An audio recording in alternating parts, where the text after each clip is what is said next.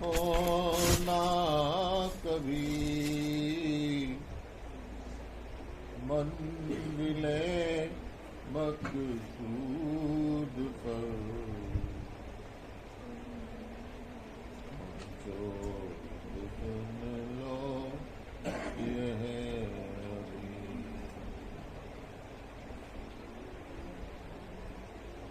इसलिए सबसे ज्यादा मुझको तुम पर नाज है, नाम रोशन तू करेगा, यह मेरी आवाज़ है। नाम रोशन तू करेगा,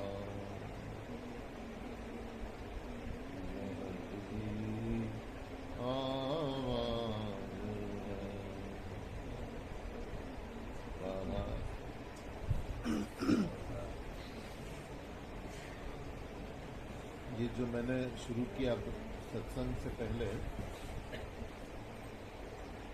क्या होता है, जैसे ही एक माहौल, एक वाइब्रेशन हम लोग बनाते हैं जहाँ बैठते हैं,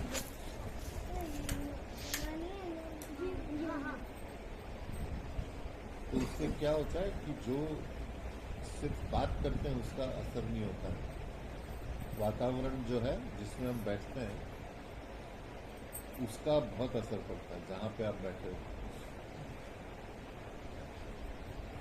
तो मैं बार बार हमेशा बोलता हूँ कि यहाँ के सत्संग का एक अलग प्रभाव है। साक्षात मालिक के कुल बैठे हुए यहाँ पे बैठ के उन्होंने सत्संग कराया, तपस्या की है। इस जगह का एक अलग प्रभाव है।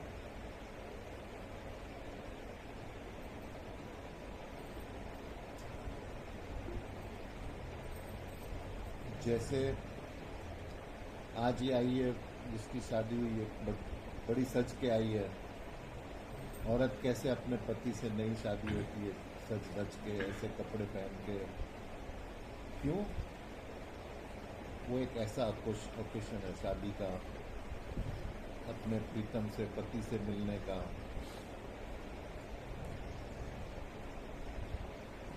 वैसे ही जब हम मालिक से जुड़ने जाते हैं और हम जब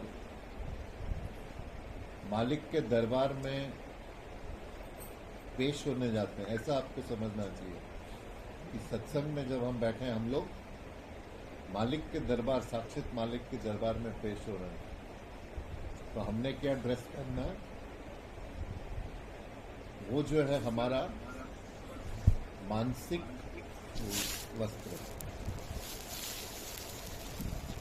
वो भावना, वो नम्रता, वो दीनता, कि जैसे आपको जो है सत्संग का पूरा प्रभाव आपके अंदर जाए। और फिर सबसे पहले मुझे अपने आप को देखना है कि मैं क्या सत्संग करा रहा हूँ, क्यों सत्संग करा रहा हूँ। क्या से ज्यादा क्यों का प्रभाव है कि क्यों सत्संग कराया जाता है।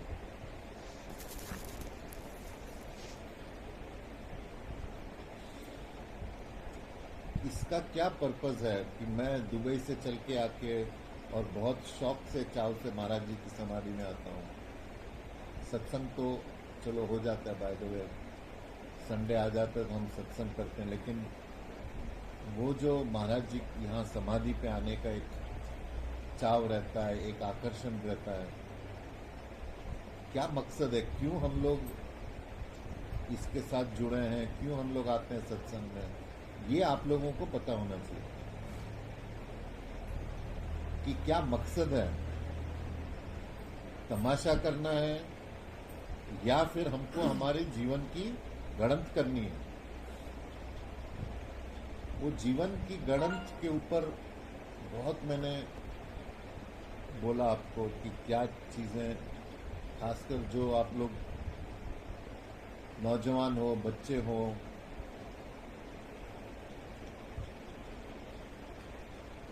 अगर आपका मन काबू में नहीं है, मन गणत नहीं हुआ है, सारा ये जीरो है, यूजलेस। मन को अगर आप काबू नहीं कर सकते हो, सारा अध्यात्म फिर छोड़ दो आप ये सब। अगर आप अपने मन के बहाव में बहना चाहते हो, अगर आप अपनी वासनाओं, गलत वासनाओं में बहना चाहते हो, अगर आप अपने मन पे काबू रख के उसको सही दिशा में नहीं ले जाने की इच्छा आप में नहीं है, कोई ज़रूरत नहीं, फिर आप माहौल ख़राब करोगे इधर। और मुझे भी जो आपकी एनर्जी आती है वो बहुत फिर एक नकारात्मक एनर्जी आती है कि आप किस इच्छा से और किस ध्येय से मेरे साथ जुड़ते हो, ये बहुत इम्पोर्टेंट है। अगर आपको अपने मन की अपने ज़िंदगी में तरक्की नहीं करनी है, फिर कोई फ़ायदा नहीं मेरे साथ जुड़ने का। फिर तो सर्कस हो गया, आओ खाओ पियो जाओ, प्रसाद खाओ, चॉकलेट खाओ। तो सत्संग का ये जो मन गणंत, मन का गणना, तो सबसे पहले क्या है जो बार बार हमारे इसमें, जो आजकल के जमाने में सबसे बड़ी कमजोरी, मैंने क्या बेटा उसमें डिस्टर्बेंस थी, उसको करा दो सर। हाँ अच्छा, नहीं मुझे बोला कुछ चाहिए तो नहीं। मैं क्यों इतने आत्मविश्वास से आप लोगों को बोल दिया कि जो बच्चे हैं खासकर, कि अगर गलत विचार आते हैं, आप मेरा ध्यान डालो अपने अंदर। एक इतने आत्मविश्वास और इतनी जिम्मेदारी से मैंने बोला आप लोगों को, क्योंकि मुझे यकीन है मेरा मन विकार रहित है अभी बिल्कुल। आप जैसी मेरी फेस लाओगे सामने, आपके अंदर कोई विकार नहीं आएगा। अब काफी मुझे सत्संगी मैसेज भेजते हैं बच्चे, हमारा पढ़ाई में मन नहीं लगता है। कोई जरूरत नहीं मुझे पूछने की, मैं आपको अभी परमानेंट एक बात बोलता हूँ, अगर आपका मन में गलत विचार हैं, और भी बोल देता हूँ काम वासना के विचार हैं, आप कभी पढ़ाई में आपका मन नहीं लगेगा। कोई गुरु को पूछने की जरूरत नहीं है। ये जो आप लोगों को आजकल इतना बड़ा भारी अट्रैक्शन हो गया इंटरनेट में, ये बॉलीवुड की पिक्चरों में, और इतने गलत इम्प्रेशंस हैं हमारे समाज में, अगर आपने उसी में बहना है, फिर सत्संग क्यों करना आपको? तो चलो जैसे दुनिया चल रही है, अपने रखो ऐसे विचार, एक जो एनिमलिस्टिक जानवरों के जैसे मन है वैसा करो। तो ये बहुत जरूरी है, आपको अपने मन में एक पर्टिकुलर एज तक, 23-24 साल तक बिल्कुल ब्रह्मचर्य रखो। आप विचार गलत जगह पे जाना नहीं चाहिए। और कितना आसान सी चीज है, आप लगो अपने कामों में, पढ़ाई कर रहे हो। मैंने अभी किसको कहा, सुशीला को बोला मैंने, 15 घंटे 16 घंटे पढ़ाई में लगाओ। आपको तो कुछ जिम्मेदारी नहीं है दूसरी, कम से कम मन तो आपका एकाग्र होना सीख जाएगा। चाहे वो पढ़ाई का फायदा हो आगे नहीं हो अलग बात है, एक उससे क्या होता है, आपका मन को एकाग्र होने का तरीका पता चल जाता है। और ये नेचुरल, मैं जब हमारा मैट्रिकुलेशन था तो मैंने डिसाइड कर लिया मैं गोल्ड मेडलिस्ट बनूंगा इस बार। तो मैं अलग से कमरे में रहता था और मैंने पूरा टाइम टेबल बनाया, 15 घंटा 16 घंटा पढ़ाई करने का। तो आप देखो, जब मेरा मन नहीं लगता था, मन भागता था, मैं अपने आप पैर ऊपर करके और सिर नीचे रख के फिर पढ़ता था। ये नेचुरल था, किसी ने मुझे बताया नहीं था कि ऐसा, उससे क्या होता है। जैसे शीर्षासन आप करते हो, शीर्षासन से क्या होता है, माइंड आपका थॉटलेस हो जाता है। आप लोग अगर कंसंट्रेशन या फोकस नहीं होता है, शीर्षासन करो। लेकिन मेरा क्या हो गया, वो एक प्राकृतिक तरीके से मैं वो करने से मेरा कंसंट्रेशन होता, तो मैं ऐसा करता हूँ। किसी ने मुझे योग नहीं सिखाया था उससे। तो आप जिस चीज़ की इच्छा करते हो, फिर आपका शरीर आपको गाइड करता है, वैसा आपका मन आपको गाइड करता है। लेकिन आपने वो सच्चाई रखनी चाहिए कि मुझे उन्नति करनी है अपने अपने पर्सनैलिटी में। तो ये पहला चीज़ है कि मैंने सुधरना है। समझी ममता? सबसे पहले ये लाओ कि मुझे अपने आप को अच्छा बनाना है, मुझे अपने आप को ऊंचा उठाना है, मुझे तरक्की करनी है। सबसे पहला तो यही कंडीशन है।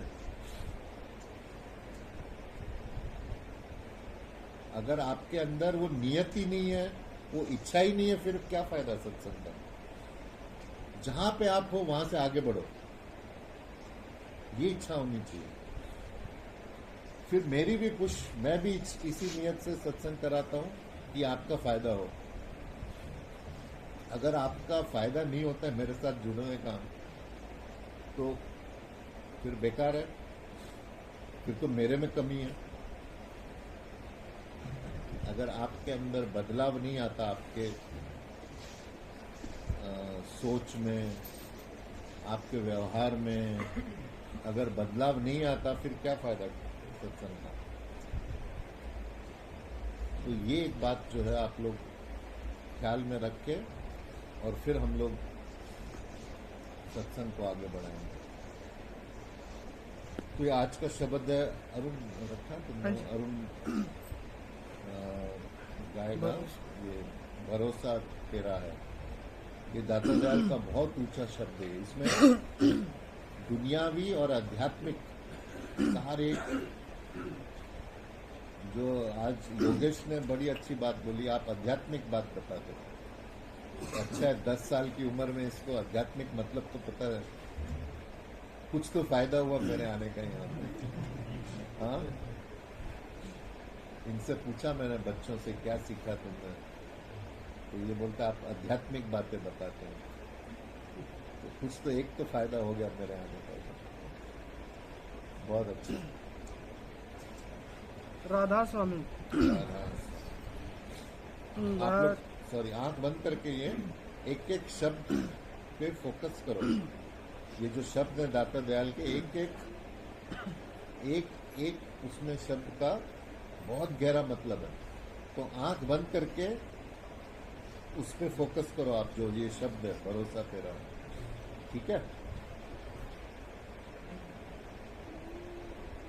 भरोसा तेरा है, तेरी आस मन में लगा रहता हूँ, तेरे सुमिरन भजन में। भरोसा तेरा है, तेरी आस मन में लगा रहता हूँ, तेरे सुमिरन भजन में। भरोसा तेरा, यही है जतन और यही काम मेरा, जपा करता हूँ रात दिन नाम तेरा। यही है जतन और यही काम मेरा, जपा करता हूँ रात दिन नाम तेरा। भरोसा तेरा, तेरी मौज में रह के निस दिन दुखी सुखी हूँ, नहीं भय न चिंता न जग से दुखी हूँ। तेरी मौज में रह के निस दिन सुखी हूँ, नहीं भय न चिंता न जग से दुखी हूँ, भरोसा तेरा। खुली आँख से तेरा दर्शन जो पाया, मिटे सहज में मान मद मोह माया। खुली आँख से तेरा दर्शन जो पाया, मिटे सहज में मान मद मोह माया, भरोसा तेरा।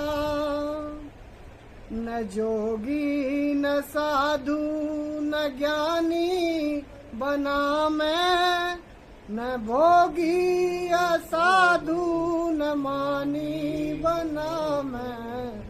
न जोगी न साधु न ज्ञानी बना मैं, न भोगी असाधु न मानी बना मैं, भरोसा तेरा।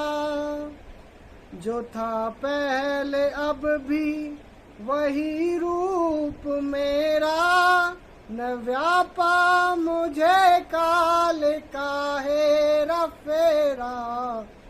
जो था पहले अब भी वही रूप मेरा, न व्यापा मुझे काल काहे रफेरा, भरोसा तेरा।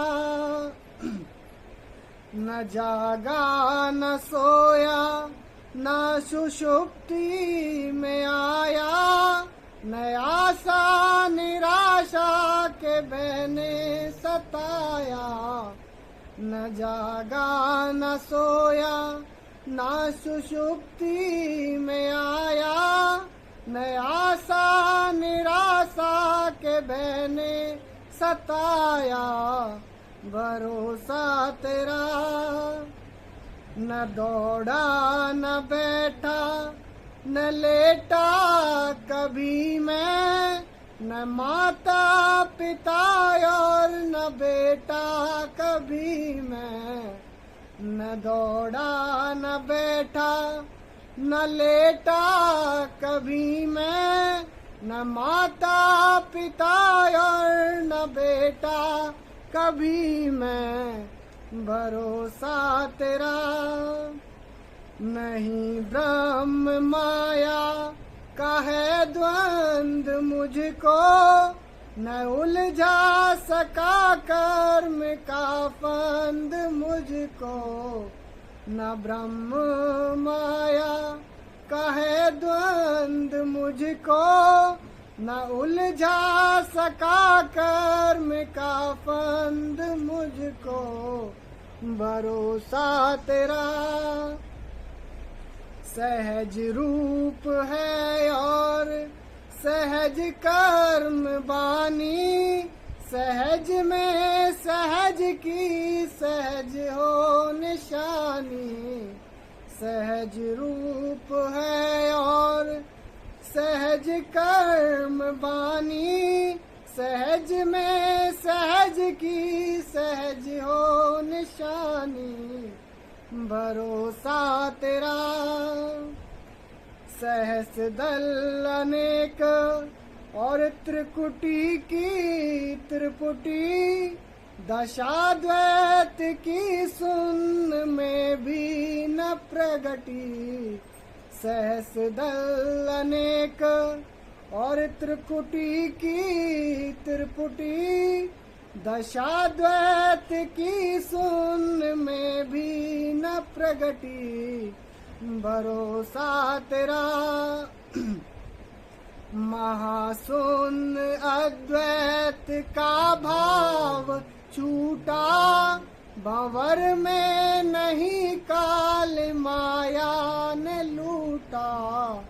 महाशून अद्वैत का भाव छूटा, भंवर में नहीं काल माया ने लूटा, भरोसा तेरा। अलख हूँ अगम हूँ अनामी बना हूँ, कहूँ कैसे कैसा, कहाँ और क्या हूँ।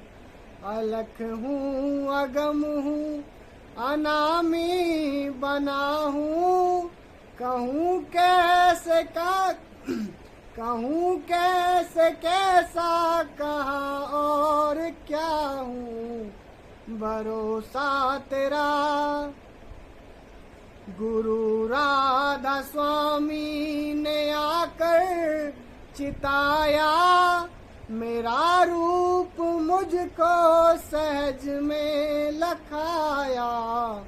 गुरु राधा स्वामी ने आकर चिताया, मेरा रूप मुझको सहज में लखाया। भरोसा तेरा है, तेरी आस मन में लगा रहता हूँ, तेरे सुमिरन भजन में। भरोसा तेरा। राधा सुन।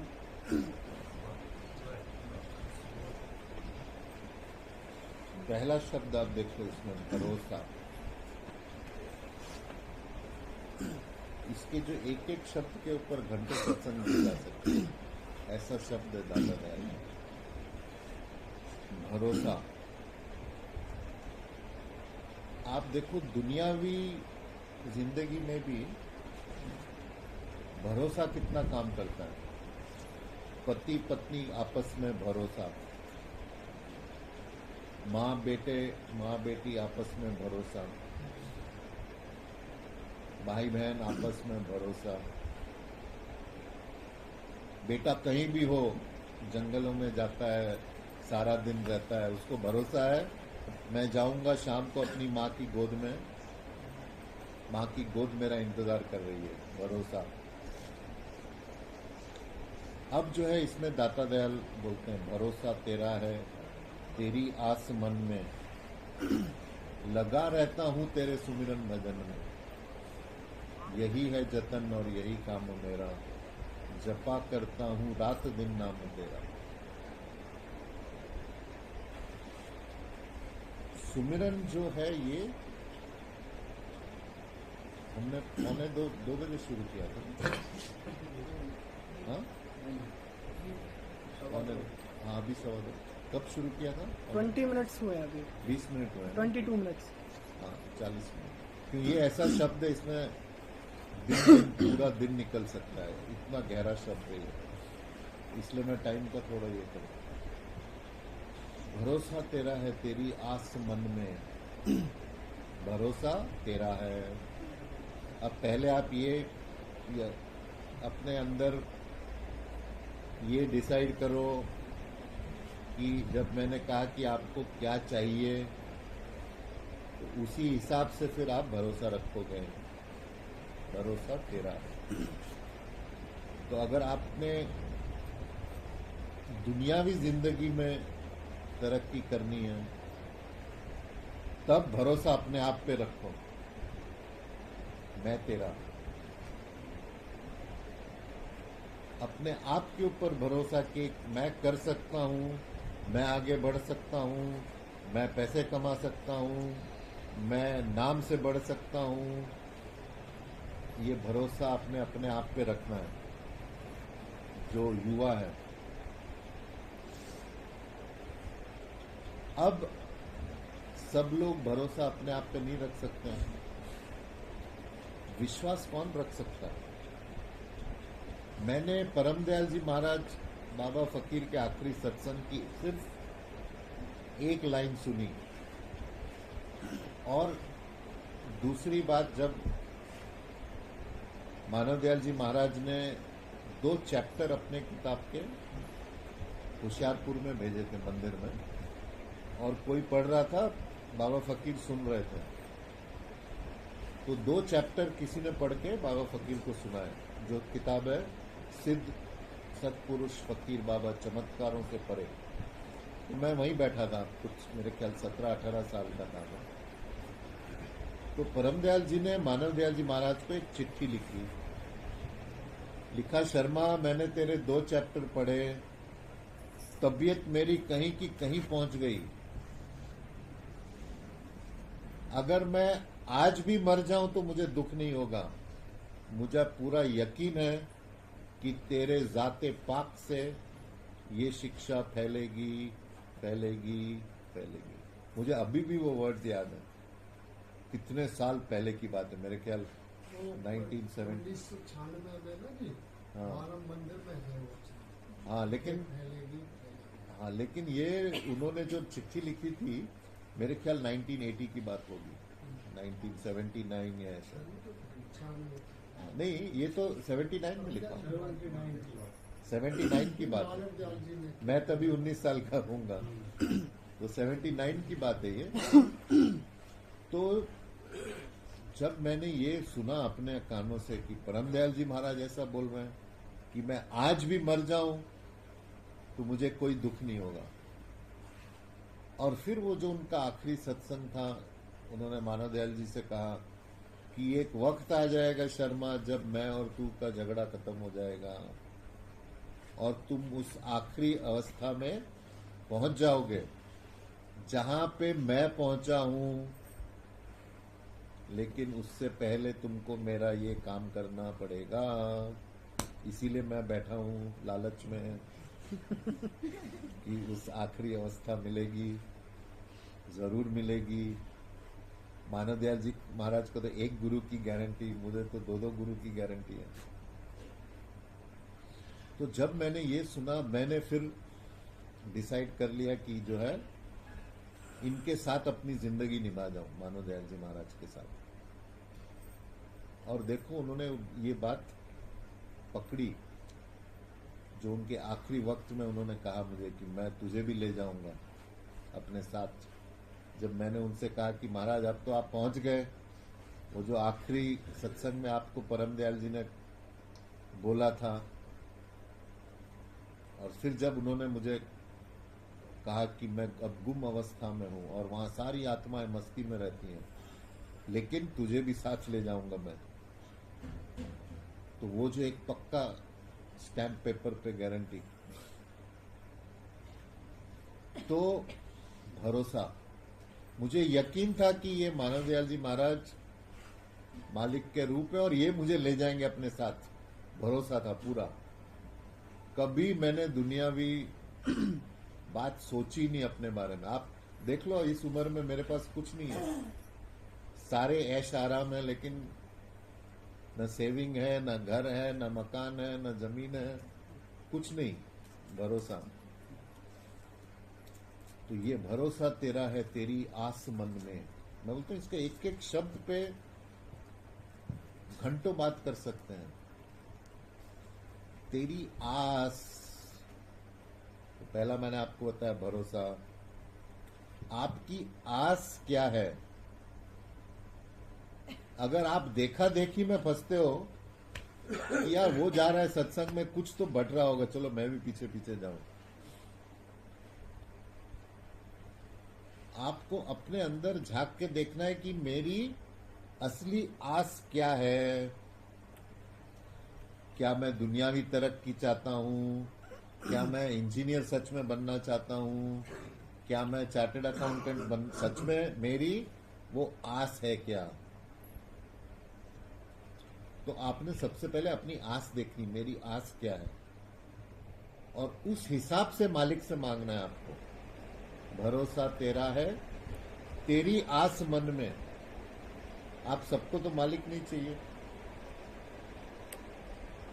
तो जिसकी आपको आस है, लगा रहता हूं तेरे सुमिरन भजन में, ये तो दाता दयाल मालिक के लिए बोल रहे हैं। लेकिन आप इसको अपने दुनियावी जिंदगी के हिसाब से भी देखो।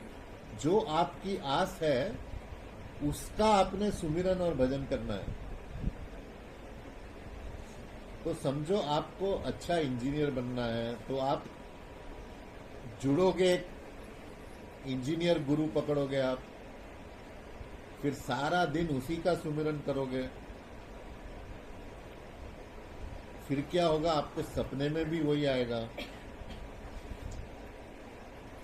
मैं आपको बताया शतरंज का मैं चैंपियन था, हमारे स्कूल का, कॉलेज का, और चैंपियनशिप में मैं शतरंज में पार्टिसिपेट करता हूँ। एक दिन ऐसा आ गया, सारी रात मुझे शतरंज की चालें, क्योंकि शतरंज ऐसी चीज है ना कि आपको फोकस करना पड़ता है, मन में ये जाना, तो सारी रात वो गेम चलती रहती थी सपने में। लगा रहता हूँ तेरे सुमिरन भजन में, यही है जतन और यही काम मेरा, जपा करता हूँ रात दिन नाम तेरा। तो ये तो हो गया आपका दुनियावी। अब जैसे जो मेरे जैसे हैं बड़े बुजुर्ग आध्यात्मिक, अपने जो जिंदगी का काम करते करते आपको एक मिनट भी मिले, अभी जैसे मैं बैठा हूं 5 मिनट का टाइम है, कुछ नहीं है, वो 5 मिनट भी आपको बेकार नहीं छोड़ना है। जपो नाम सुमिरन, राधा स्वामी, जो भी आप नाम जपते हो वो जपो अंदर। खाली टाइम है, कुछ बैठे हो, कर नहीं रहे हो, जुड़ो। ये जो आप सुमिरन करोगे ये क्या करता है, एक अंदर ऊर्जा पैदा करेगा आपको, एक अंदर वाइब्रेशन आएगी आपको। इसीलिए जब नाम जपते हो, नाम का मतलब मालूम होना चाहिए, इस नाम का क्या मतलब है।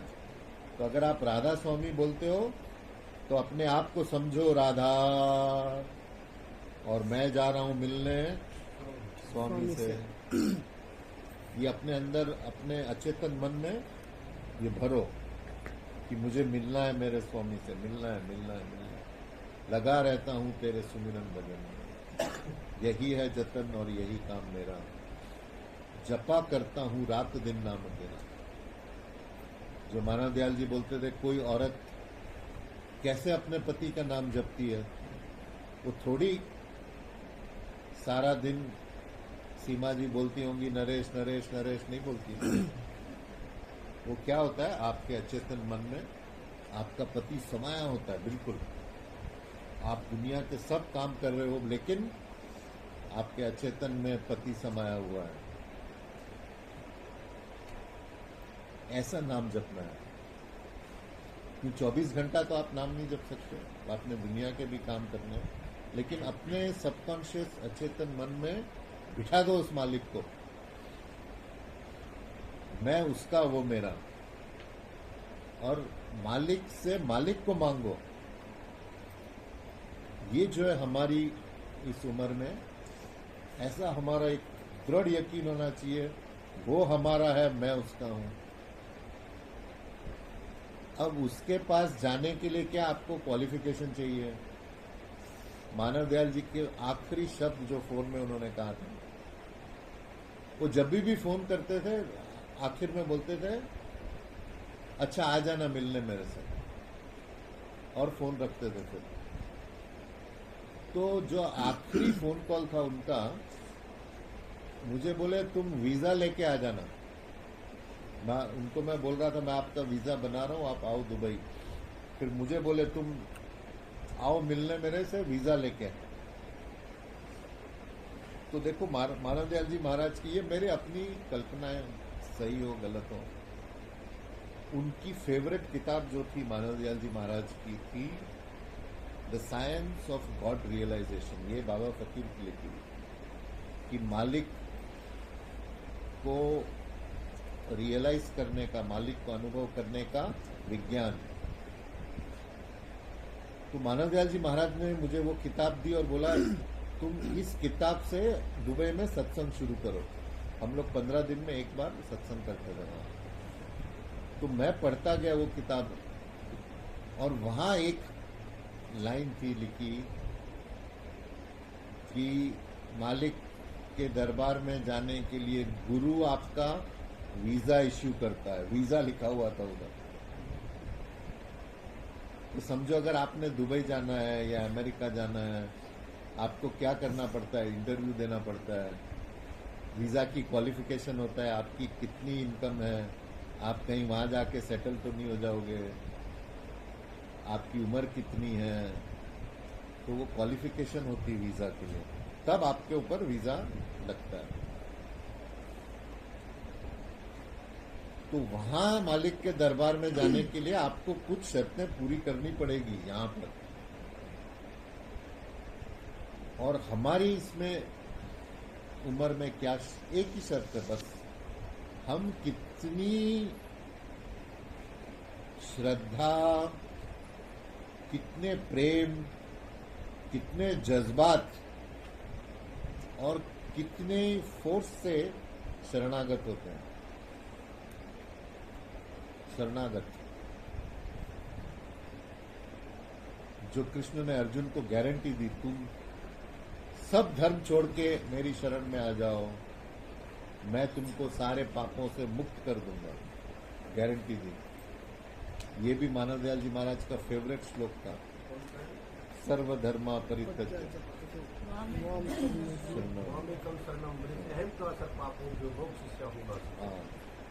ये उनका फेवरेट श्लोक था। लेकिन आपके लिए अभी नहीं है, आपने काम करना है। शरणागति ये हो गया कि ये आप ऐसा समझो जैसे आप चल रहे हो, जब आप यंग हो सब मैं हूं बस, फिर धीरे धीरे धीरे धीरे धीरे ठोकरें लगती जाती है और फिर आखिरी अवस्था में पूर्ण शरणागत होता है आदमी। लेकिन ये शरणागत कमजोरी वाला शरणागत नहीं है, ये शरणागत शक्ति रखता है, जबरदस्त शक्ति।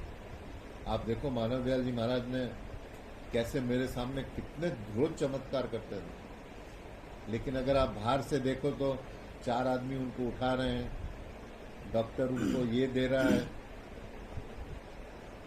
तो ये जो सारा खेल बाहर से होता था, लेकिन अंदर की बात कुछ और थी।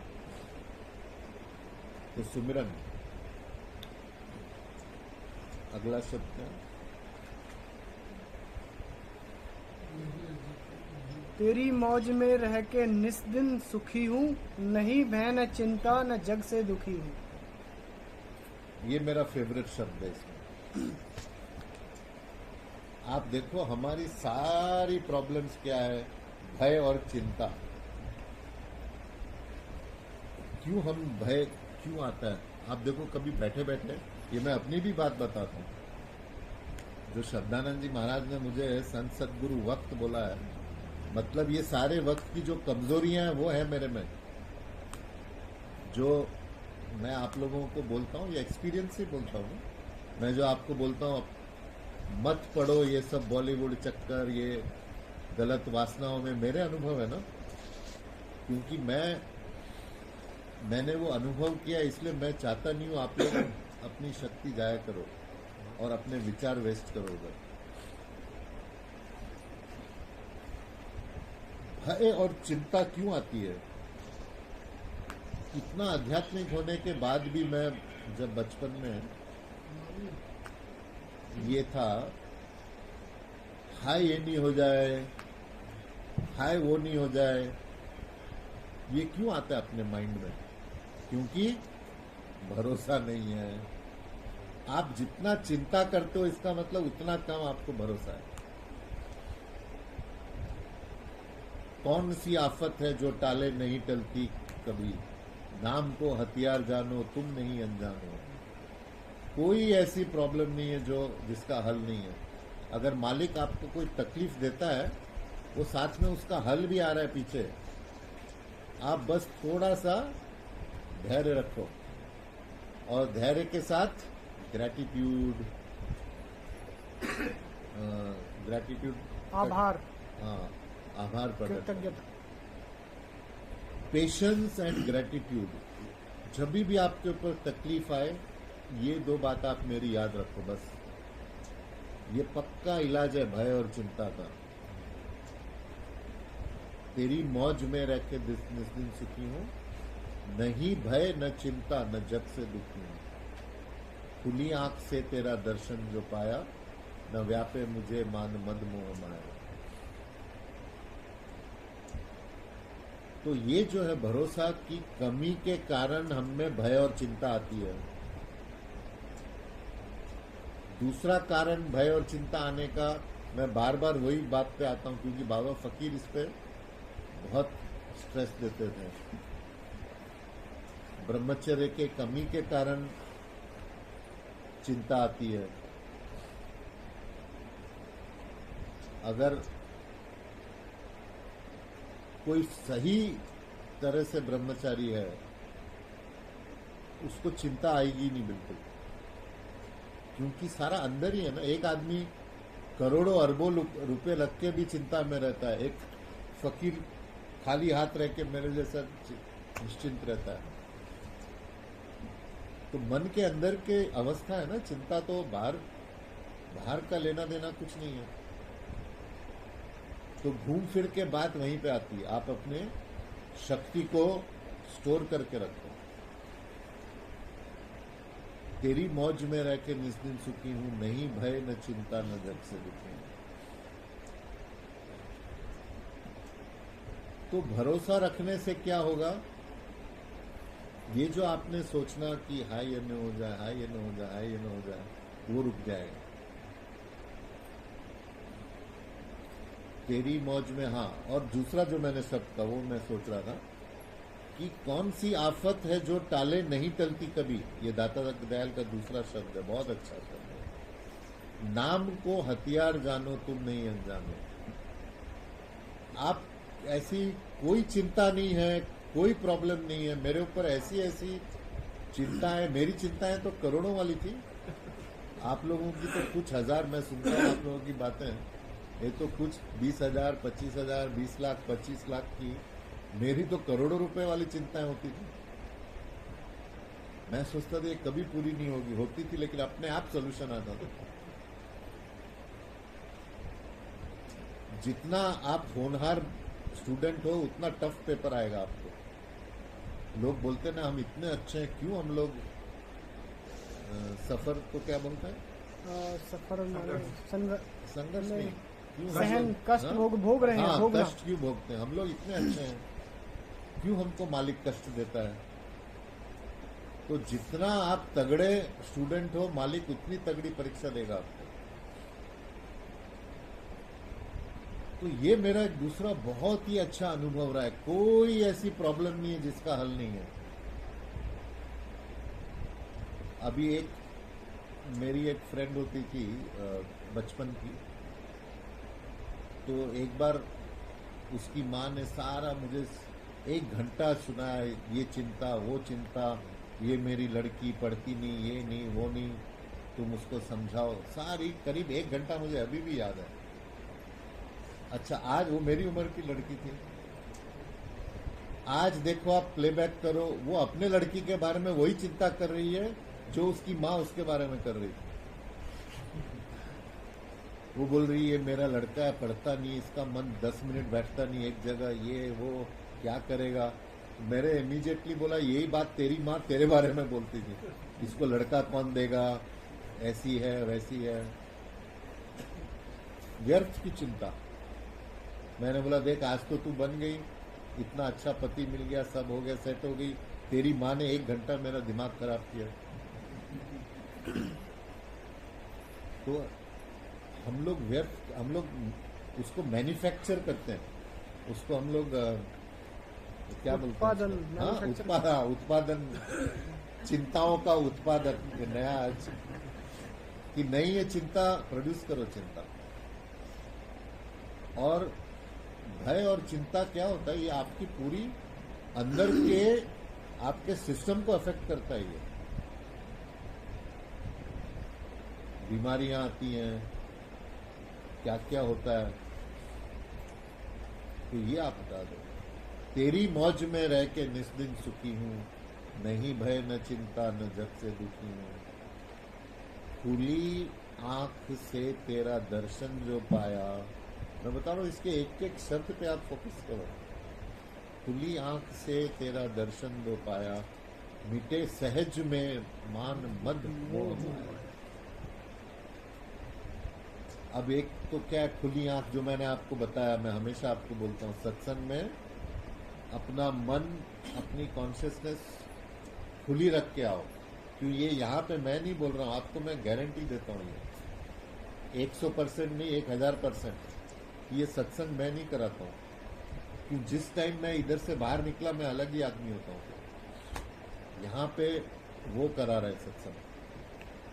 जब मैं समाधि लगाता हूँ सत्संग से पहले, तो मैं जब तक खाली नहीं होता हूँ मैं सत्संग शुरू नहीं करता हूँ। जैसे ही मैंने समाधि लगा के मैं खाली हुआ, मैं सत्संग शुरू करता हूँ। क्योंकि मेरा ख्याल और मेरी जो इंटेंशन जो होती है, इंटेंशन क्या, जो मेरा इरादा। इरादा, वो ये होता है कि मेरे में तो अभी मैंने आपको बताया मैं सफर में हूं।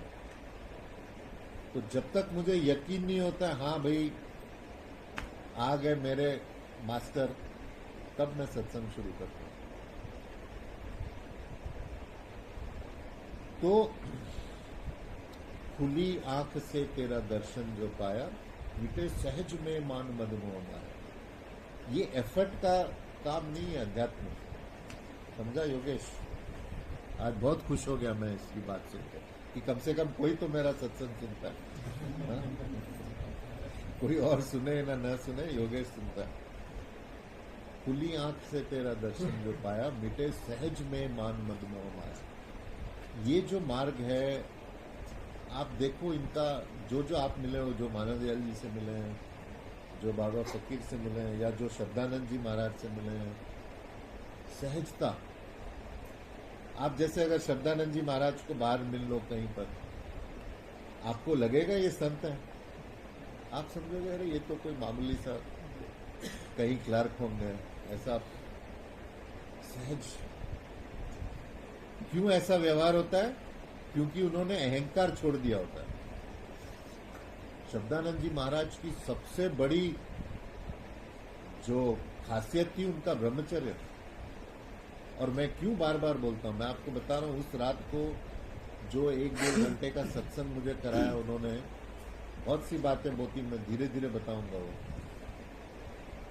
उसमें से ये एक बात थी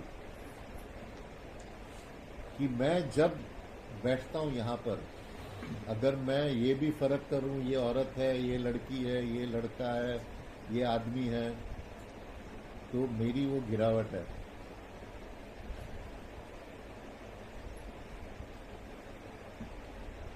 ये एक बात उन्होंने मुझे उस रात को बोली थी कि अगर तुम ने करना है तो ये करना है। नहीं, आज्ञा तो दे दी थी उन्होंने, लेकिन जो डायरेक्शन दिए थे उन्होंने, ये जो पॉइंट्स बताए थे क्या काम करने हैं, वो भी मैं धीरे धीरे जब टाइम आएगा तो आपको, जैसे ही वो काम शुरू होंगे तब बताऊंगा मैं आपको।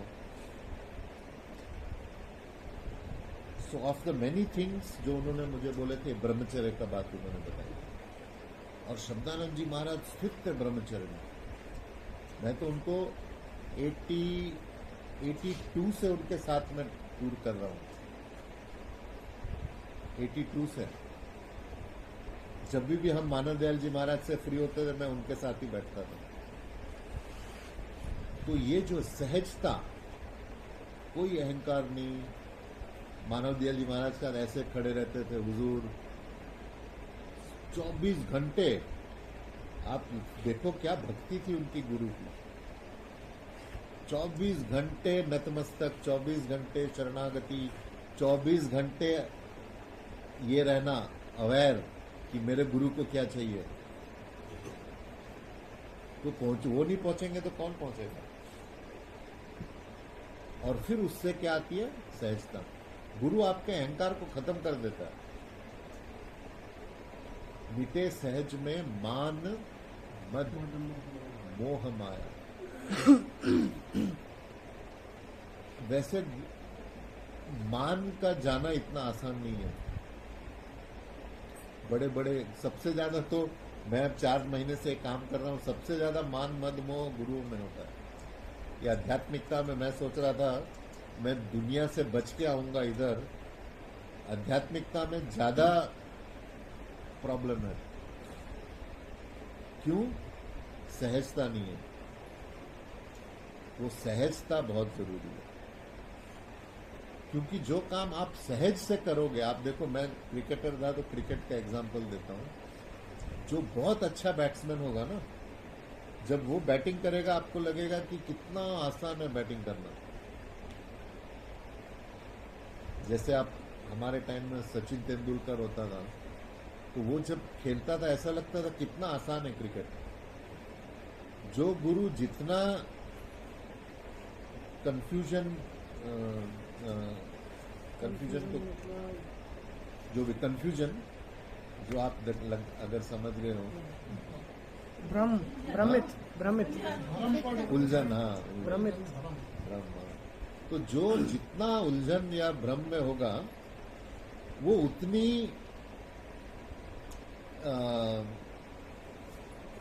टफ भाषा में बात करेगा। टफ भाषा मतलब उतना कॉम्प्लिकेटेड, जटिल। हाँ जटिल। वो जब बात करेगा लिखेगा उतना कॉम्प्लिकेटेड होगा वो, क्योंकि उसके खुद के समझ में बात नहीं आएगी। लेकिन जो मास्टर होता है, मास्टर बहुत सिंपल वर्ड्स और सिंपल बिहेवियर से करता है काम। सिंपल बिहेवियर ज्यादा इंपॉर्टेंट है कि व्यवहार गुरु का, उसमें एक सिंप्लिसिटी होनी चाहिए, एक साधारण जैसा। आप देखो मानव दयाल जी महाराज को बिल्कुल नहीं अच्छा लगता। आप इनकी ड्रेस कोड देख लो, चलो बाबा फकीर क्या पहनते थे, मानव दयाल जी महाराज क्या पहनते थे, श्रद्धानंद जी महाराज क्या पहनते थे। वो कोई नहीं ऐसा आडंबर नहीं होता था। तो ये है दूसरा, मिटे सहज में मान मद मोह माया। और 10 मिनट में बंद कर देंगे। न जोगी न साधु न ज्ञानी बना मैं, न भोगी असाधु न मानी बना मैं। जो था पहले अब भी वही रूप मेरा, न व्यापा मुझे काल का हेरा फेरा। न जागा न सोया न सुषुप्ति में आया, न आशा निराशा के बहने सताया। न दौड़ा न बैठा न लेटा कभी मैं, न माता पिता न बेटा कभी मैं। ये आध्यात्मिकता का है। देखो कि जो बनता है वो बिगड़ता है। ये भी मैं हमेशा बच्चों का अलग करता हूँ। ये आध्यात्मिकता का दाता दयाल लिख रहे हैं कि जब आप कुछ बनोगे तो बिगड़ोगे। क्यों ऐसा होता है? क्यों कुदरत ऐसा करती है? मालिक कुदरत जो है वो हमारी माँ है। हर माँ चाहती है मेरा बच्चा जल्दी से जल्दी मेरे गोद में आ जाए। तो वो क्या करती है कुदरत? कुदरत आपको दुख देती है, कुदरत आपको दर्द देती है, कुदरत आपको तकलीफ देती है। अगर आपके ऊपर ये सारी चीजें आए, बोलो या खुदा तेरी मेहरबानी, मैं आ रहा हूं। क्योंकि जो आप, मैंने ये देखा जब मैं क्यों ये सारे शब्दों के एक एक जो दाता दयाल के शब्द थे, उसके मैंने एक एक जो वर्ड होता है वो वर्ड के अंदर कब घुसना शुरू किया, जब दुनिया की ठोकरें खानी मैंने शुरू की। बोलते हैं जब आप खुश होते हो ना तब आप म्यूजिक सुनते हो, जब आप तकलीफ में आते हो तब आप उस गाने के शब्द सुनते हो। आप देखना कभी, हम लोग रोज गाते थे चरण चरण की वंदना नित कोई और न काम, गुरु बसे चुका है मेरे, न तेरी शरणागत हुआ किसकी राखू आस, गाते थे।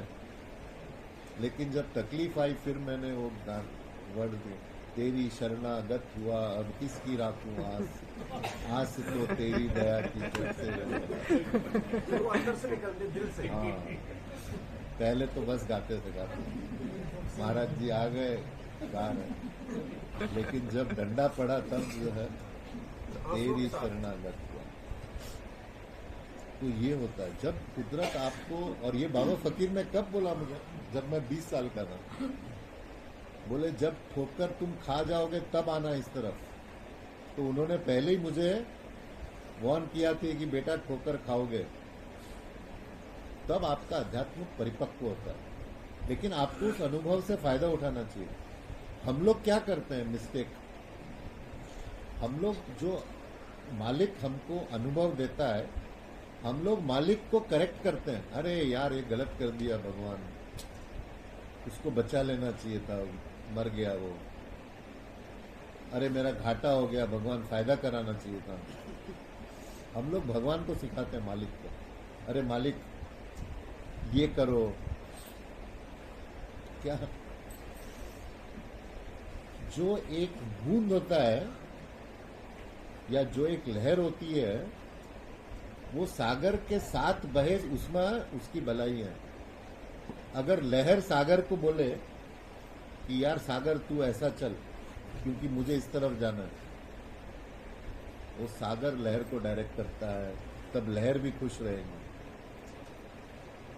तो अगर मालिक ने किसी को छीना है हमसे, मालिक ने हमारा घाटा कर दिया है, मालिक ने हमको बीमार कर दिया है, उसका फायदा उठाओ, उस सिचुएशन का फायदा क्या उठाओ, चलो वैराग की तरफ। आपके लिए नहीं, अभी आप छोटे हो, आपने लड़ना है, आपने जिंदगी से लड़ना है कि ये गलत हुआ है, मैं इसको ठीक करूंगा। यंग एज में ये नहीं है, मैं बूढ़ों की बात बता रहा हूं, आप मत बोलो ठीक है। जो जवान होता है, जवान में लड़ने की ताकत होनी चाहिए। आपको वो कहानी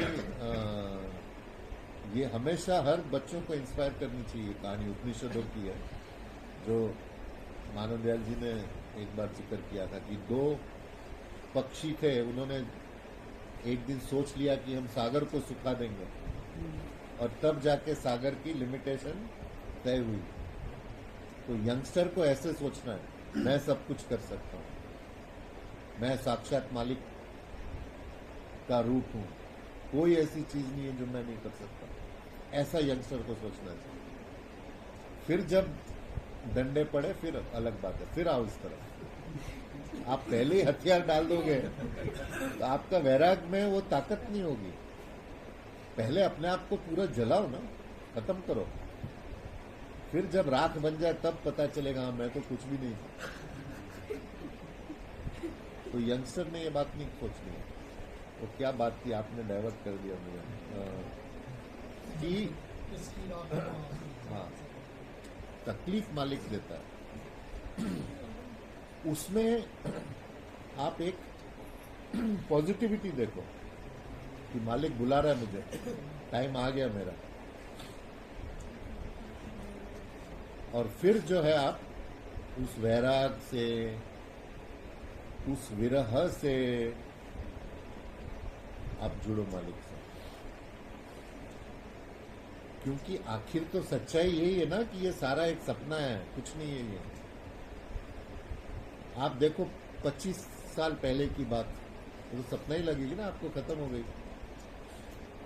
लेकिन उस समय हम लोग सोचते यही दुनिया है, यही सब कुछ है।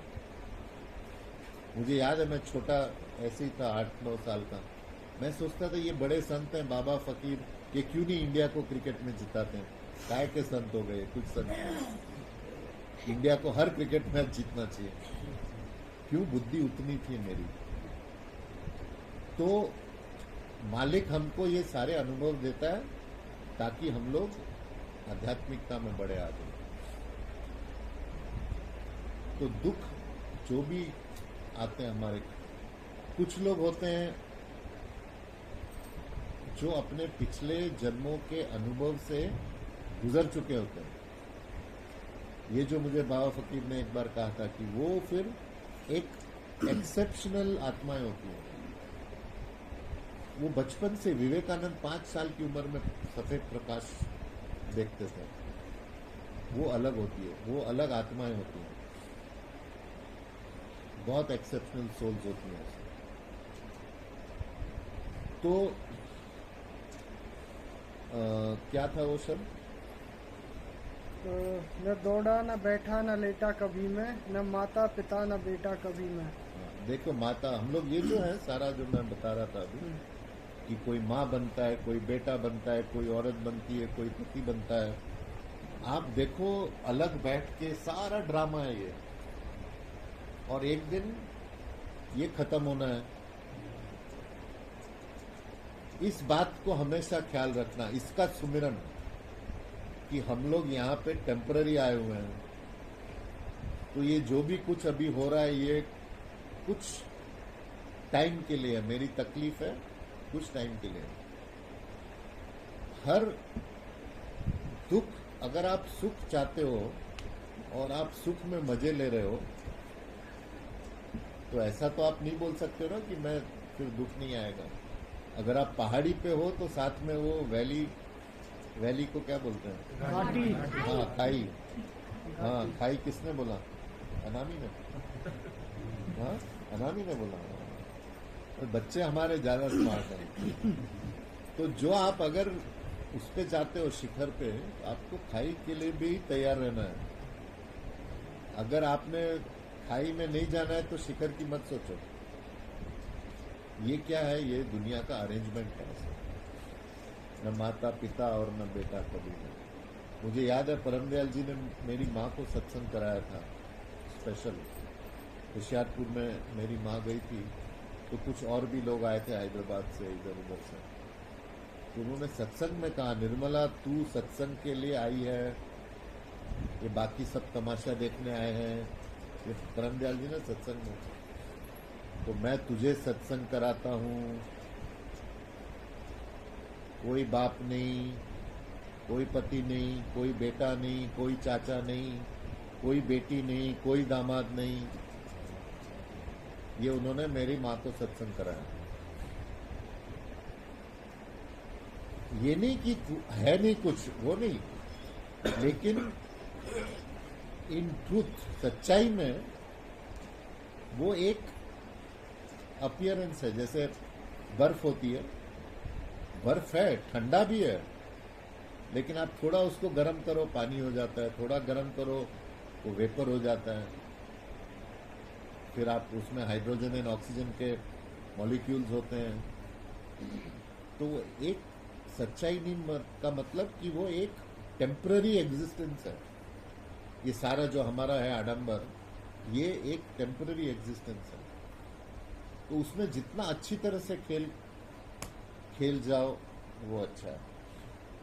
तो 3 बज गए हैं तो हम लोग क्विकली मैं वो आगे का बता देता हूँ कि जो आगे फिर दाता दयाल बोलते हैं वो सारी स्टेजेस बताते हैं। सहज दल अनेक और त्रिपुटी की त्रिपुटी, दशाद्वैत की सुन्न में भी न प्रगति, महाशून्य अद्वैत का भाव छूटा, भंवर में नहीं काल माया ने लूटा, अलग हूँ अगम हूँ अनामी बना हूँ, कहूँ कैसे कैसा कहाँ और क्या हूँ, गुरु राधा स्वामी ने आके चिताया, मेरा रूप मुझको सहज में बताया।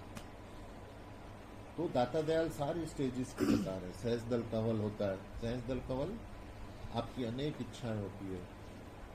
सहज दल कंवल से आप त्रिकुटी 3 पे पहुंचते हो, ध्यान, ध्याता और ध्येय पे।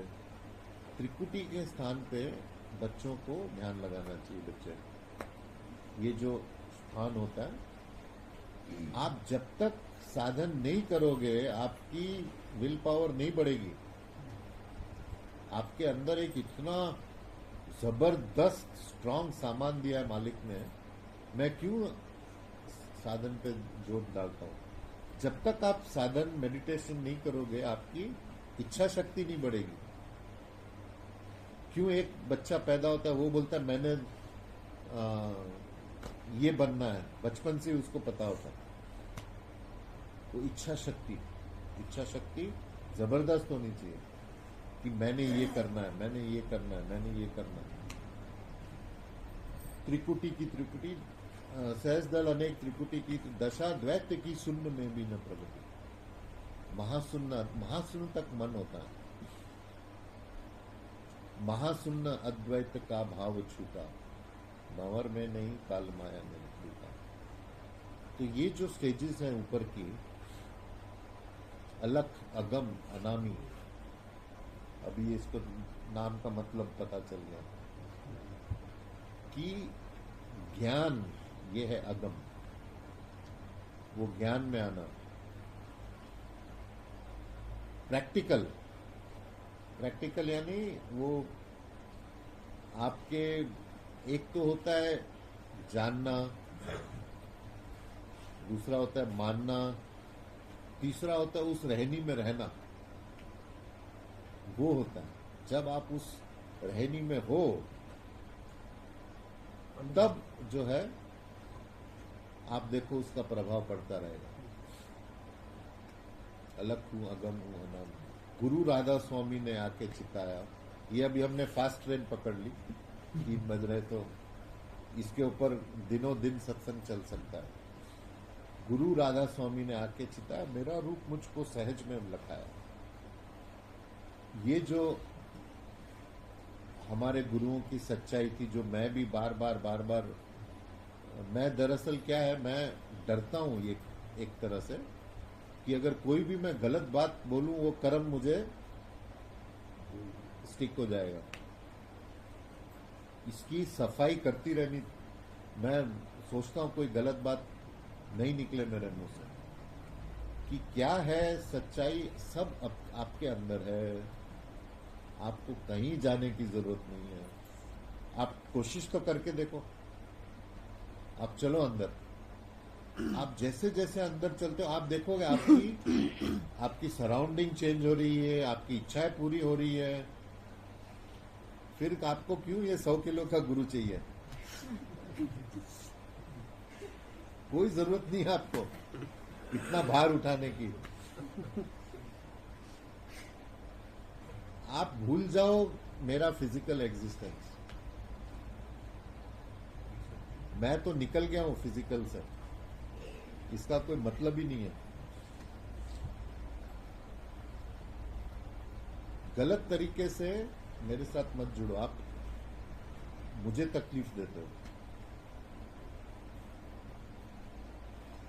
जब आप कोई भी एक गलत इच्छा रखते हो मेरे से, मुझे उस वाइब्रेशन का इफेक्ट पड़ता है। अपने ही मन का है, अपने ही मन के विकार होते हैं, अपने ही मन का एक श्रद्धा होती है, अपने ही मन की एक प्यूरिटी होती है।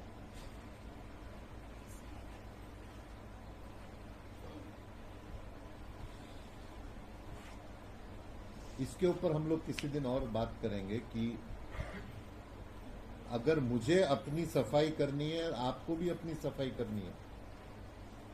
अगर आप अपनी सफाई नहीं करोगे, फिर मुझे धीरे धीरे आपको दूर करना पड़ेगा।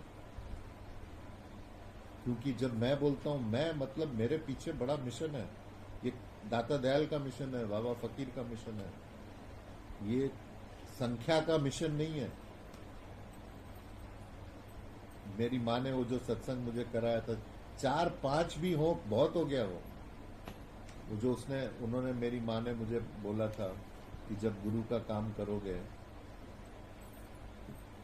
4 या 5 आदमी भी बोले तुमको प्रेमी मिल जाए काफी है जिंदगी के लिए। बाकी कितने आके गए, उन्होंने नाम लिए सबके।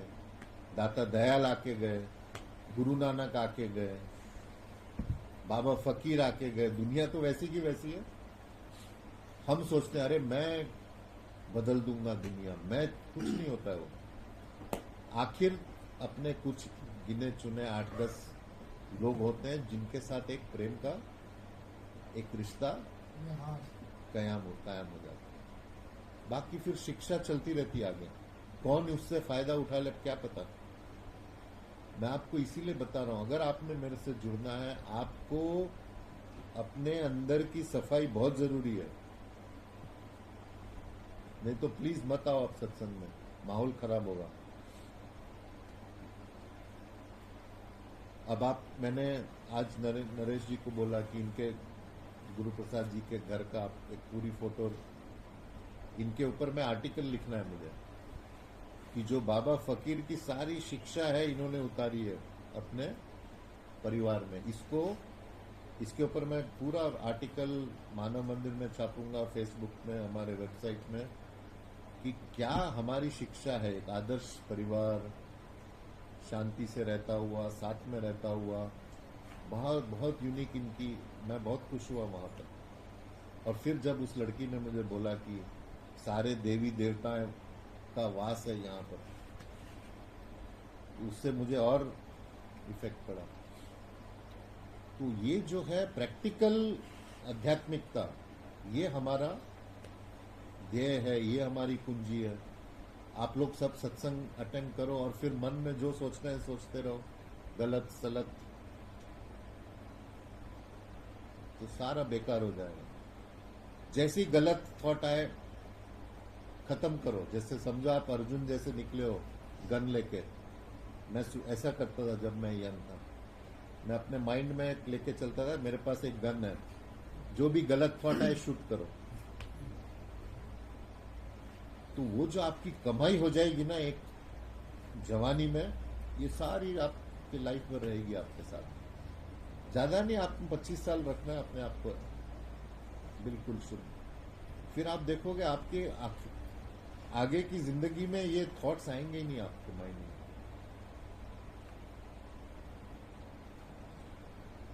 तो ये जो है हम लोग हो गया एक घंटे से ऊपर हो गया। आज फिर हम लोग अगली बार दाता दयाल का यही शब्द, इसके ऊपर बहुत सत्संग हो सकता है, उसमें आगे सत्संग करेंगे। तो आप अभी जब भी ये बोलो ना राधा स्वामी अलग अगम अनामी, फिर इसके शब्दों पे आप फोकस करो। ये जो हम लोग गाते हैं ना राधा स्वामी, ये मानव दयाल जी महाराज ने जब लंबी ड्राइव पे जा रहे थे हाईवे पर, तभी उन्होंने ये बनाया है। आप देखो कितनी गहराई है इस शब्द में। राधा स्वामी अलग अगम अनामी, राधा स्वामी सारा आप पढ़ो वो शब्द का, बनकर आए परम फकीर, एक एक शब्द में गहराई है। और वैसा ही वो चरण शरण की वंदना। तो अभी आप जब ये दोनों शब्द पढ़ोगे फोकस करो ये क्या है शब्द, क्योंकि मैं भी ऐसे ही करता था। इसीलिए जब तक डंडा नहीं पड़ा मैं भी यही करता था, चरण शरण की वंदना। तो हम लोग करें शुरू ये राधा स्वामी का जाप। और कैसे? खुली आंख से, बंद आंख से नहीं, खुली आंख से आप राधा स्वामी का जाप करेंगे। स्वामी राधा स्वामी राधा स्वामी रखे अगम और अनामी, राधा स्वामी राधा स्वामी राधा स्वामी, संत का रूप धरा जीवों पर उपकार किया, सीधा सच्चा मार्ग दिया, आए गुरपद धामी, राधा स्वामी राधा स्वामी राधा स्वामी, करे आए परम फकीर, हरने सब जीवों की पीर, परम दयालु दानी वीर, नाम दान के गानी, राधा स्वामी राधा स्वामी राधा स्वामी, राम भी हो और कृष्ण भी तुम महावीर और बुद्ध गौतम, अक्षर ब्रह्म और पुरुषोत्तम, सब नामों में अनामी, राधा स्वामी राधा स्वामी राधा स्वामी, मानवता का किया प्रसार, निज अनुभव का दे दिया सार, ऐसे गुरु जी को बारंबार नमामि नमामि नमामि।